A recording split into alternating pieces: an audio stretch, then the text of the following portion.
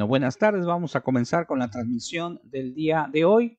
Hoy que es día 18, hoy es jueves 18 de marzo del 2021.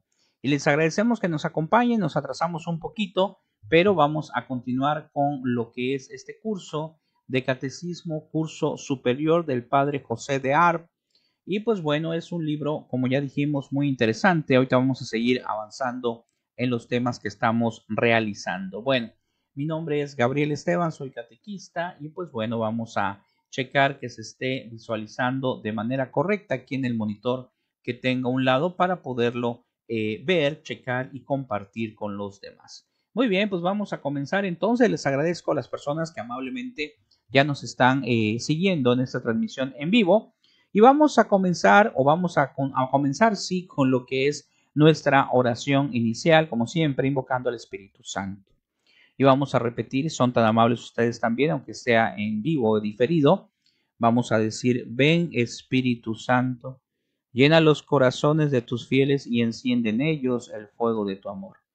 Envía, Señor, tu Espíritu y todo será creado y se renovará la faz de la tierra. Ven Espíritu Santo, ven Espíritu de Dios. Muy bien, pues vamos a continuar. Gracias, muy amables, porque se están agregando. Y pues bueno, hoy vamos a manejar lo que es la sesión o lo que es la clase número 26, que corresponde a hoy, al día de hoy, 18 de marzo. Bueno, nos quedamos viendo precisamente lo que es la imagen y el significado de Jesucristo como nuestro Salvador.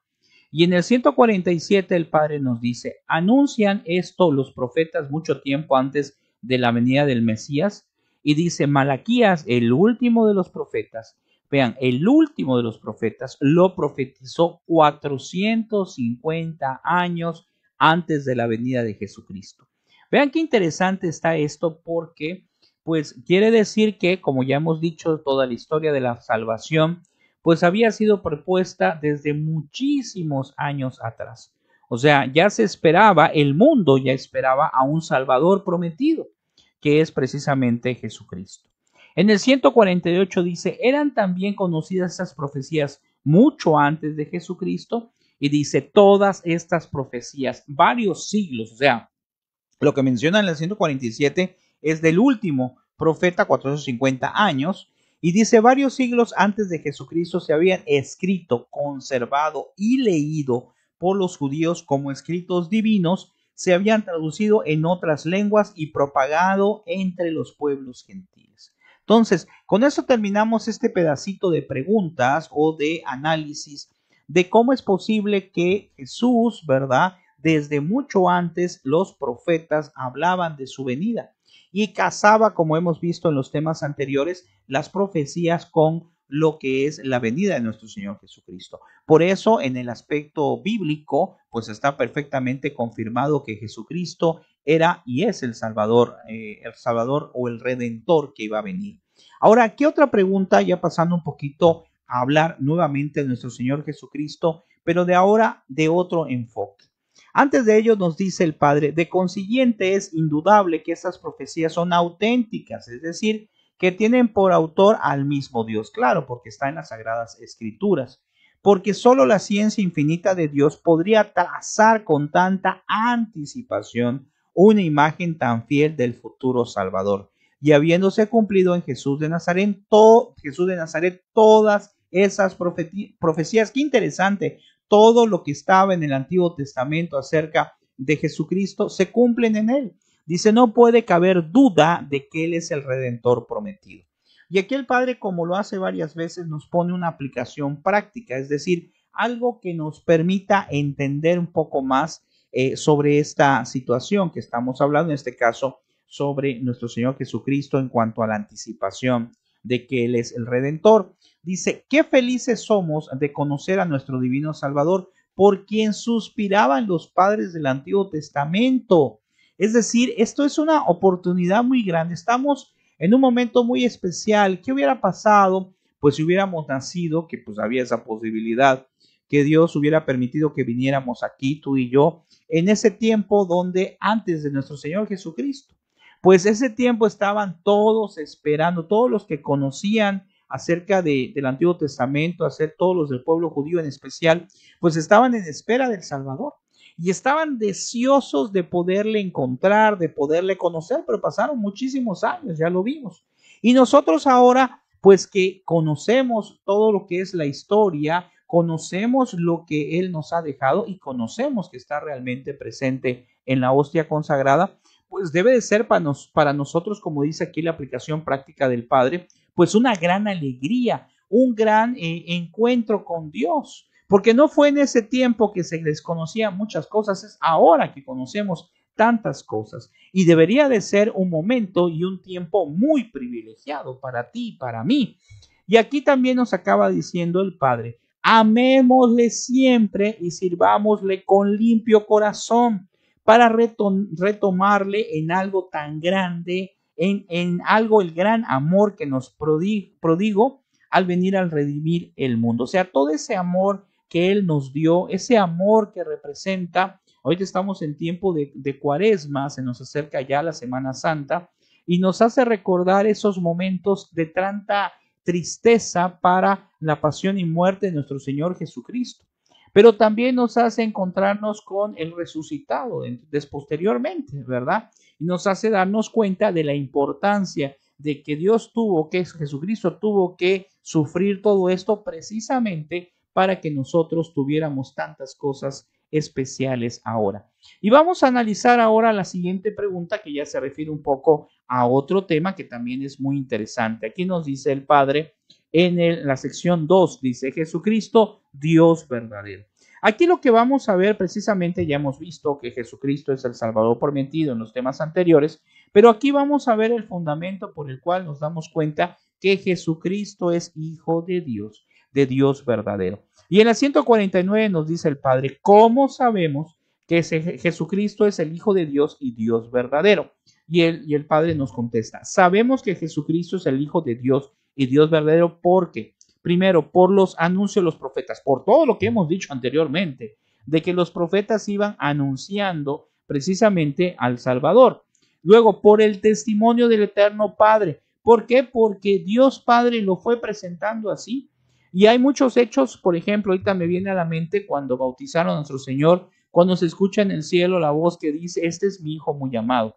Luego, por su propio testimonio, claro, el mismo Jesucristo tiene su propio testimonio, tiene tantas cosas que hizo en el aspecto de sanación, en el aspecto de milagros, en el aspecto de predicar la verdad.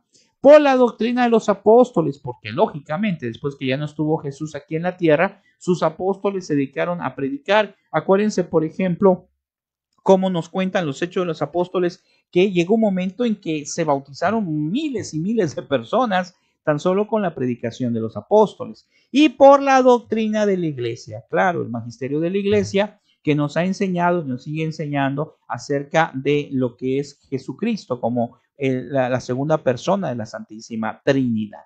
Entonces aquí nos dice, la doctrina de la divinidad de Jesucristo es de suma importancia, porque si Jesucristo es Dios, se sigue que también sus enseñanzas son divinas. Claro, nosotros sabemos que Jesucristo es Dios, por lo tanto, todo lo que enseñó fue divino. Por eso él decía, yo vengo a decirles lo que he escuchado de mi Padre, ¿se acuerdan?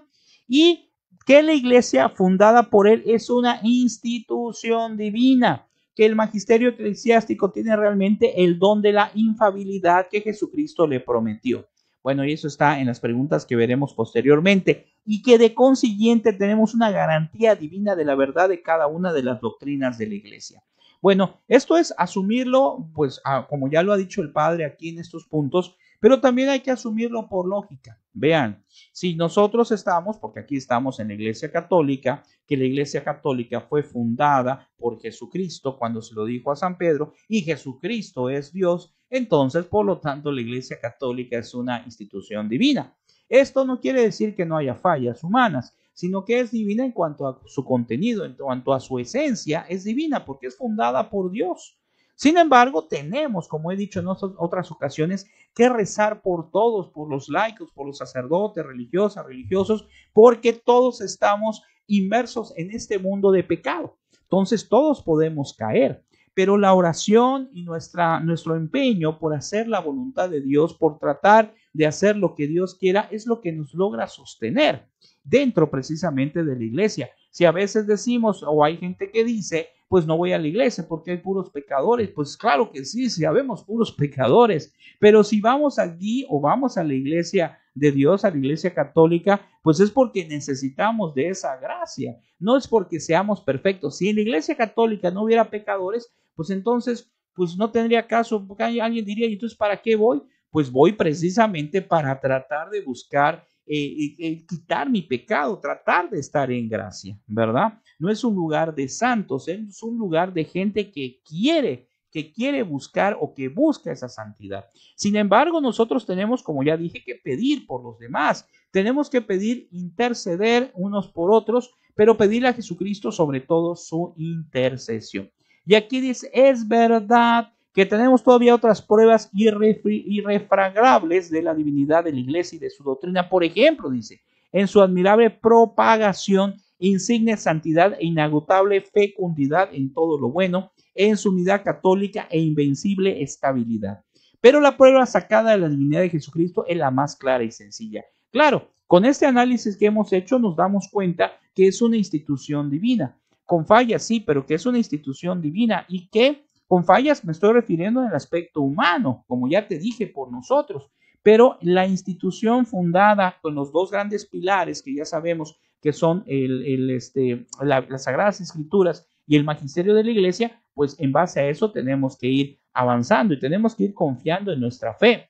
Ahora vamos a pasar ya a puntos más específicos, como nos lo cita aquí el Padre, en relación a lo que es Jesucristo como Dios. En la 150 dice, ¿cómo llaman los profetas al Mesías prometido?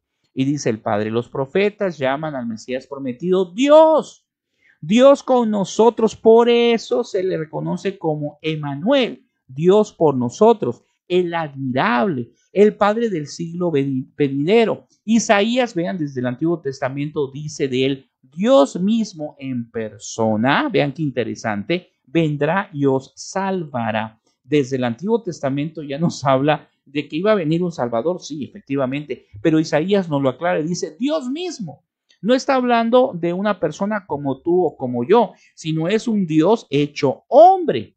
Dice, el hombre con que será nombrado es el justo Señor nuestro. Eso está también en Jeremías, dos citas todavía, citas del Antiguo Testamento. Dice, ¿cuál es en la 151, cuál es el testimonio del Eterno Padre? Cuando Jesucristo fue bautizado, lo que comentamos hace rato en el Jordán, y cuando más tarde se transfiguró, acuérdense, la transfiguración en el monte Tabor, se oyó una voz del cielo que decía, este es mi querido hijo en quien tengan puesta mi complacencia, en que tengo puesta mi complacencia, o sea, en que yo tengo puesto todo, en que tengo puesto mi amor. Esos dos momentos que nos los especifican en las Sagradas Escrituras, ya estamos hablando ahora del Nuevo Testamento, pues son dos hechos claros que se nos presentan de que Dios Padre se manifiesta ante su Hijo, ante Jesucristo.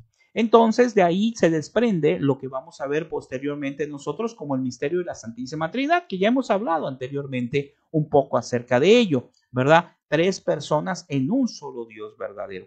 Entonces todo este misterio que envuelve a las tres personas, a las tres divinas personas, pues aquí se ve representado en las preguntas y en los comentarios que nos hace el Padre.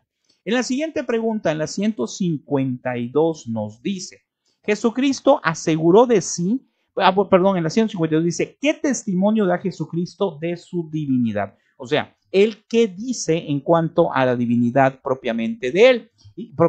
Dice, Jesucristo aseguró de sí ser el Hijo de Dios y Dios verdadero como el Padre. Por eso, ¿te acuerdas cuando le decían, oye, y le dijo uno de los apóstoles, enséñanos al Padre? Y le dice, pues si me has visto a mí, y ahorita estás diciendo que enséñanos al Padre, ¿te acuerdas? Luego dice, este testimonio lo confirmó Jesucristo con la santidad de su vida, con sus milagros y profecías. Lo selló con su muerte. Y aquí están las aclaraciones importantes. Dice, mi Padre y yo somos una misma cosa. Eso está en San Juan.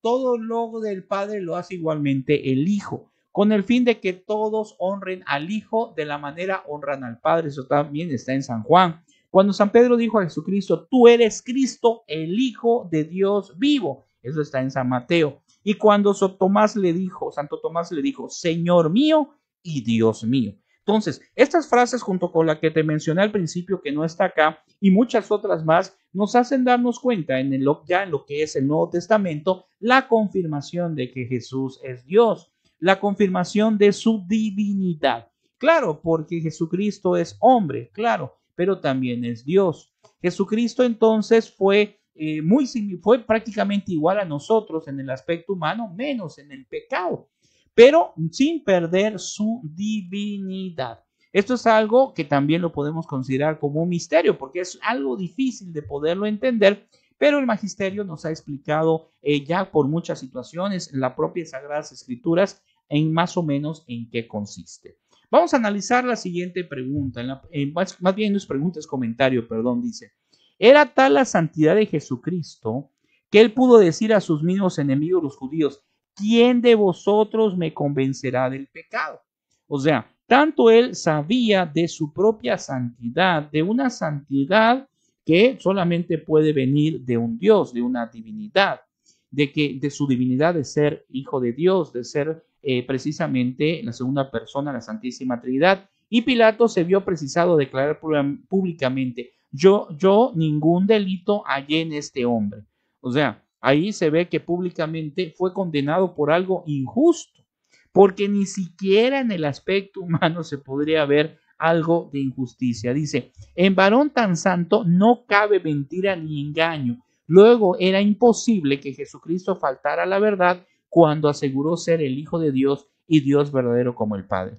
Claro, Jesucristo en el aspecto, vamos a hablar solamente ahorita del aspecto humano. El aspecto humano pues era completamente íntegro. No podía decir algo falso, una mentira. Él dijo que es el Hijo de Dios, del Dios verdadero. Y también, ahora ya llevándolo al aspecto espiritual, pues es el mismo Dios, entonces Él no ha cometido ningún pecado. Entonces, es simple y sencillamente darnos cuenta de creer lo que Él nos ha dicho, de creer lo que nos ha presentado. Igual, por ejemplo, cuando dijo, este es mi cuerpo, esta es mi sangre, tenemos que creerlo, porque lo dijo Él.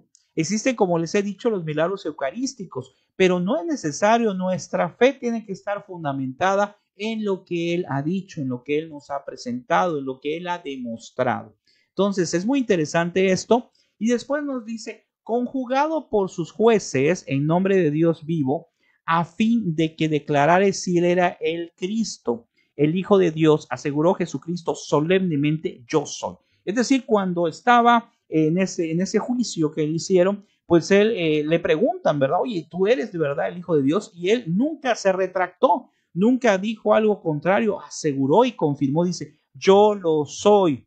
Y bueno, aquí está entre paréntesis o entre corches, algún día veréis al Hijo del Hombre sentado a la derecha de la majestad de Dios y venir sobre las nubes del cielo. Nos está hablando de la segunda venida. Y en confirmación de esta verdad padeció la muerte de Jesús. Entonces, eso es precisamente, bueno, aquí nos refiere, perdón, más bien, si no me equivoco, a lo que es su resurrección, pero también lo vamos a ver venir por segunda vez, ya lo que nosotros conocemos como cuando sea el juicio final, ¿verdad? Entonces, aquí nos queda muy claro, el fundamento esencial de lo que estamos viendo ahorita es simple y sencillamente eso, que Jesucristo es Hijo de Dios, es la segunda persona de la Santísima Trinidad. Y aquí en el 153, para ir terminando, nos viene una pregunta muy importante, porque la vida de Jesucristo estuvo ligada o relacionado precisamente a los milagros. Entonces el Padre nos dice en la 153, ¿qué es milagro? ¿Qué es un milagro? Milagro es un hecho extraordinario y sensible que no puede producirse por fuerzas meramente naturales, sino por la sola e inmediata intervención de Dios. Por cualquier hombre de sano juicio es evidente que Dios Todopoderoso puede obrar milagros, suspendiendo por motivos especiales las leyes físicas como Él mismo dio. Se necesita estar ofuscado con la ceguera voluntaria de la impiedad moderna para no ver cosa tan clara. Dice, algunas veces es difícil discernir si un hecho es realmente milagro o solo efecto de fuerzas físicas poco conocidas, pero en otras ocasiones no se ofrece dificultad alguna. Por ejemplo, el hecho de que se levante un muerto 4 días enterrado y que ya está en descomposición cómo se levantó, acuérdate del hecho bíblico, se levantó a una sola palabra Lázaro, pues es un milagro manifestado, ¿verdad? Es un milagro real. Si lo traspasamos a nuestra vida actual, creo que nosotros estamos o podemos ver tantos y tantos milagros en nuestra vida. El hecho de que estemos vivos el día de hoy, pues es un milagro. ¿Por qué es un milagro? Porque, como nos dice, nadie sabe ni el día ni la hora, es si lo dice el propio nuestro Señor Jesucristo. Por lo tanto, estar vivos, poder hablar, poder mover esta mano. Yo una vez les decía a mis jóvenes, a ver, muevan la mano. Y me dice, sí. Le digo, ¿y cómo puede mover la mano? Pues la muevo. Pues es un milagro, le digo. ¿Por qué es un milagro? Porque hay gente que conozco que están incapacitados de mover la mano, tienen alguna enfermedad, alguna situación de salud. Entonces, todo es un milagro, ¿verdad? Por ejemplo, me acuerdo ahorita de un cantante católico que da su testimonio. Ahorita no recuerdo el nombre, que no tiene unos brazos, Tony Meléndez. Y él dice, cuando alguien dice que no puedo, le digo, tú tienes, le dice él al que le dice que no puede, dice, tú tienes dos manos, claro que puedes. Entonces dice el cantante, cuando yo veo sus manos, veo el milagro. ¿Por qué? Porque él no tiene manos, así nació. Y sin embargo, a pesar de eso, él maneja el auto con sus pies y hace muchas cosas, toca la guitarra.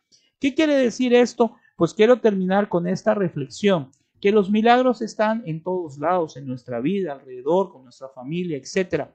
Pero, sin duda alguna, que te invito a que investigues los milagros que existen para que una persona llegue a ser santa.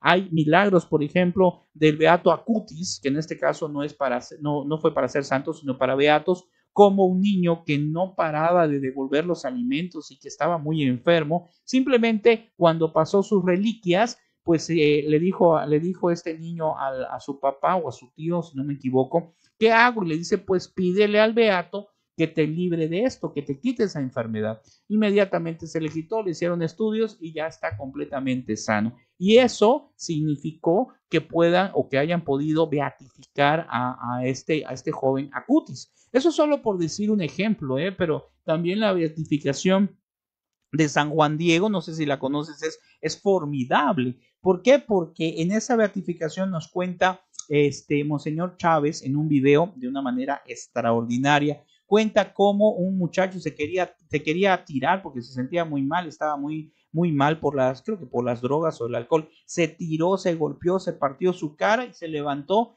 Y luego, ¿qué pasó? Que era el momento en que estaba San Juan Pablo II haciendo la misa en México. En ese momento que hicieron la consagración, nos dice el padre que este muchacho se despertó y que se le cerró lo que es la parte que se le había abierto del cerebro. Y todo esto queda certificado por los médicos. Entonces, milagros así ya son milagros más extraordinarios, como el que aquí nos dice el padre acerca precisamente del milagro de Lázaro, que resucitó 3 días después de que ya estaba muerto, cosa pues que es prácticamente imposible. Pero como el mismo padre nos dice, hay pequeños milagros que lo podemos ver como pequeños, pero no lo son. Poder tener a nuestra familia, poder estar vivos, poder conversar, poder hacer tantas cosas que se nos olvida disfrutar y deleitarnos de la vida. Entonces, ojalá yo te recomiendo que pensemos, que analicemos las cosas que Dios nos da, para que a consecuencia de eso podamos valorar cada día nuestra vida, nuestra existencia. Que el Señor te bendiga. Vamos a terminar precisamente agradeciéndole a Dios este día que nos ha permitido avanzar nuevamente más en este libro. Y este libro, pues nos falta muchísimo, ¿verdad? Nos faltan muchísimas hojas, apenas llevamos unas cuantas. Te invito a que lo veas ya sea en vivo o diferido, y también te invito a que te suscribas a los canales de youtube.com/supercatólico y al canal de YouTube también